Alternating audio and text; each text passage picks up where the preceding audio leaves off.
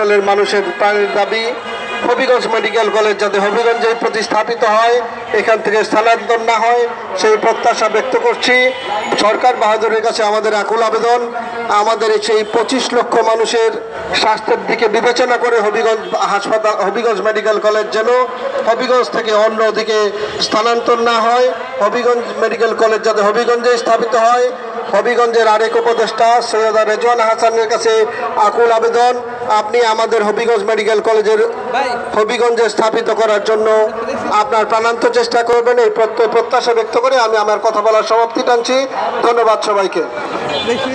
ধন্যবাদ জানাচ্ছি। এ পর্যায়ে সংক্ষেপে 1 মিনিটে কথা বলার জন্য সিলেট বিভাগ যোগাযোগ উন্নয়ন পরিষদের সহসাধারণ সম্পাদক রাজক কর্মকর্তা জনাব সাইদুল হককে। বিসমিল্লাহির রহমানির রহিম। উপস্থিত আজকে হবিগঞ্জ অ্যাসোসিয়েশন, ঢাকাস্থ হবিগঞ্জ অ্যাসোসিয়েশন কর্তৃক আয়োজিত হবিগঞ্জ মেডিকেল কলেজ বন্ধের দাবিতে প্রতিবাদে উপস্থিত মানববন্ধনের সম্মানিত সভাপতি, উপস্থিত হবিগঞ্জ অ্যাসোসিয়েশনের সম্মানিত নেতৃবৃন্দ এবং সম্মানিত উপস্থিতি, আসসালামু আলাইকুম। আজকের এই প্রতিবাদ কেন একটি প্রতিষ্ঠিত মেডিকেল কলেজ প্রতিষ্ঠার পরে প্রায় 25 লক্ষ লোক কোথায় যাবে বন্ধ হলে? এটা সরকারের নিকট আমাদের দাবি। এই প্রতিষ্ঠান যদি বন্ধ হয়ে যায় আমরা অবশ্যই এর জন্য যা যা করার দরকার সম্মানিত উপদেষ্টার প্রতি আমাদের অনুরোধ রইল, এই প্রতিষ্ঠান যেন বন্ধ না হয়। হবিগঞ্জের মেডিকেল হাসপাতাল থাকবে, মেডিকেল কলেজ থাকবে, থাকবে, এই বলে বক্তব্য শেষ করছি। ধন্যবাদ।